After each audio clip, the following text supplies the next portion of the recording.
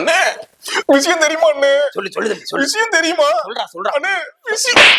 பைத்தியார பையன் சொல்றான்னா விஷயம் தெரியுமா அதை மட்டும் தான் சொல்றான். போயோ உன்னை மதிச்சு ஒரு விஷயம் சொல்லலாம்னு வந்தா தம்பி அடிக்கிற. தம்பி அண்ணன் நான் அடிப்பேன், நான் பண்ணுவேன், ஆனா அவனை விட்டு கொடுக்க மாட்டேன். சொல்லு சொல்லு தம்பி சொல்லு.